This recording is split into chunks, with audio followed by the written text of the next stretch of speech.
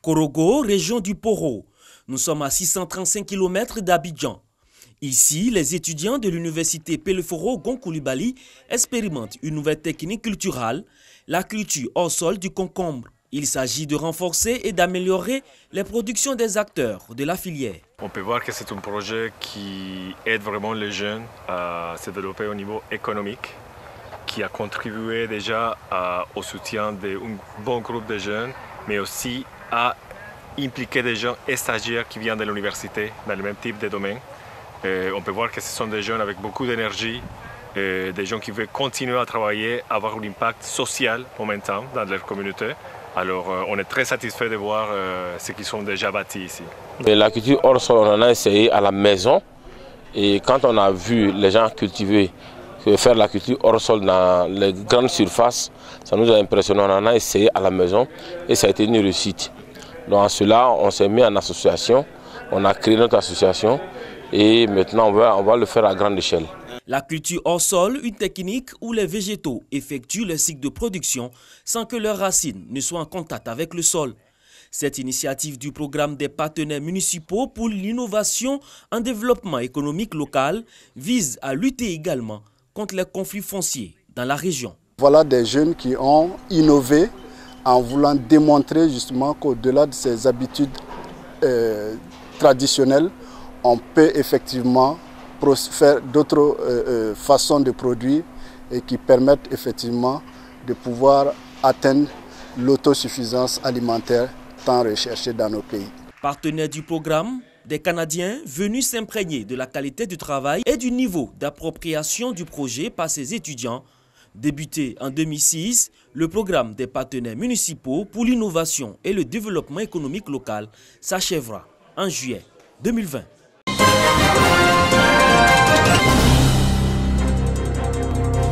La caravane du concours Les Étoiles de l'Excellence Girls and Boys se poursuit dans les établissements scolaires du pays. Initié par l'ONG Mon Éducation, Mon Avenir, ce concours vise à détecter le talent des élèves des lycées et collèges dans des domaines dont la culture générale, le chant, la poésie, l'humour, l'immigration clandestine et le phénomène des enfants de la rue. À Gagnoua, sur 100 candidats, 8 ont été sélectionnés pour les demi-finales.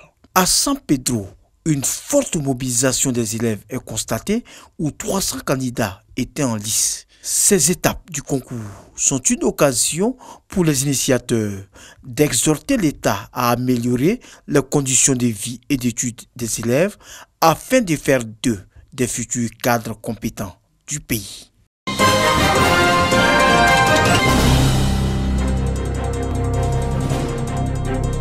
Alphonse, la quarantaine révolue, est planteur à Kodimanso, village de la sous-préfecture de Ondossi, département de Tiassalé, région de la Niébi-Tiassa. Encore en famille, il se plaint régulièrement de démangeaisons.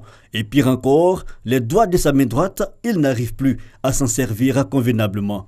Inquiétant donc, pour en savoir davantage, il se rend au centre de traitement de la lèpre du district sanitaire de Tiassalé. Alphonse veut en savoir plus. Je vais mal suivre par le médecin pour me faire soigner. Quelques minutes d'attente, puis arrive à son tour. Un examen visuel de la peau et des membres a suffi pour savoir de quoi souffre Alphonse. Il a plus de 6 taches. On a vu la compté les taches tout à l'heure. Il avait au total 8 taches sur sa peau. Donc il est classé automatiquement multibacillaire. C'est la classification qu'on veut se faire en fonction du nombre de taches. Quand c'est moins de 6 taches, on parle de paucibacillaire. Mais au-delà de 5 taches, ça devient multibacillaire. Et donc lui, il est contagieux pour son entourage. Nous irons dans son milieu de vie, dans sa famille, pour examiner ceux qui vivent avec lui.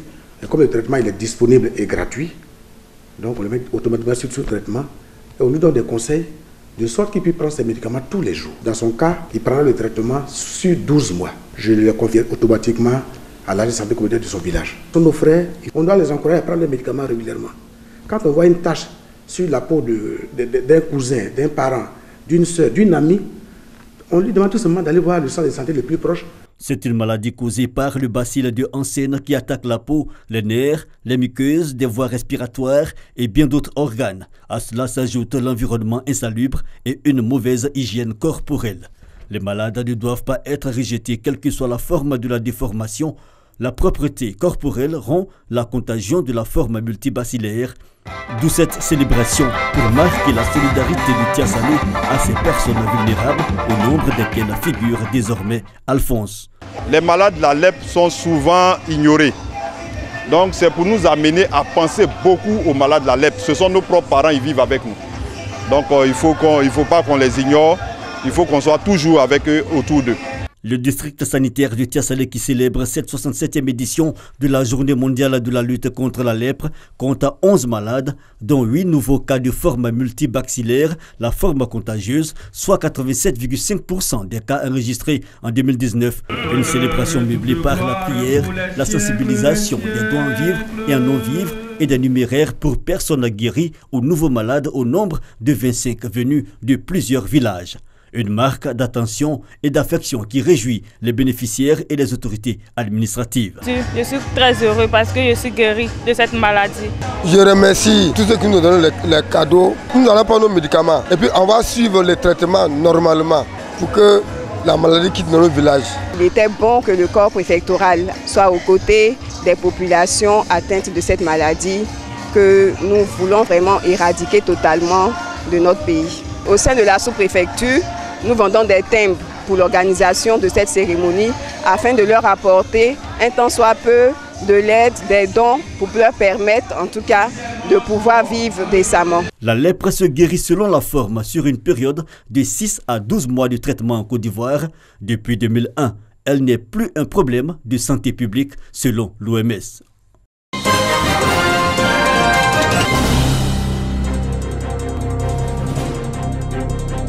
Nous sommes à Gagoué, village de la sous-préfecture de Niambézaria, département de Lakota.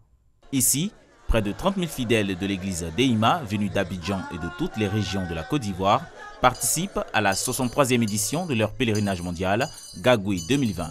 Objectif, affermir leur foi. C'est l'occasion pour eux de défiler avec la pierre sacrée de la communauté, le nitriman, et d'invoquer le Seigneur devant la croix, le Koussou, pour une année électorale apaisée. Le pèlerinage est un moment très très fort pour tout fidèle d'Eima.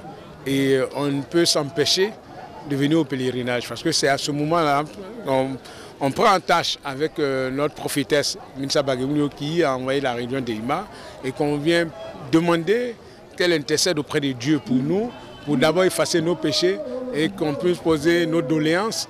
Ça peut être des doléances personnelles comme des doléances, je dirais, à échelon national. Et par exemple, cette année, le chef suprême nous a instruit de nous mobiliser en la faveur de la prière pour des élections apaisées. À la nouvelle cathédrale de Gagoué, le chef suprême mondial des Deima, Fidèle Nyanagbe, exhorte ses fidèles à promouvoir l'entente et le pardon. Je demande au Seigneur l'Éternel qu'il y ait la paix en Côte d'Ivoire. Je crois que la paix, et c'est la paix qui fait l'union. Sans la paix, il n'y a pas d'union. Donc je demande à l'Éternel de Dieu qu'il bénisse la Côte d'Ivoire, qu'il touche le cœur des Ivoiriens les uns et les autres. La paix. Le ministère de l'administration du territoire et de la décentralisation s'est félicité de cette édition et a offert 16 millions de francs CFA à la communauté d'Eima. Vous avez suivi un peu les différentes prédications qui ont eu lieu, donc je puis dire que cette communauté, dans sa démarche de tous les jours, est vraiment porteuse de paix. Et donc nous sommes venus manifester sur instruction, n'est-ce pas, de monsieur le directeur général des cultes, manifester l'intérêt de l'État. Si chacun de ces Ivoiriens-là s'approprie la paix comme les fidèles d'Eima sont invités à le faire, il n'y a pas de raison que la Côte d'Ivoire ne soit pas un pays en paix pour, j'allais dire, une longue période. Créée en 1892 par la prophétesse Marie Lalou, l'église Deima, première église révélée de Côte d'Ivoire, se veut une religion de paix et de cohésion.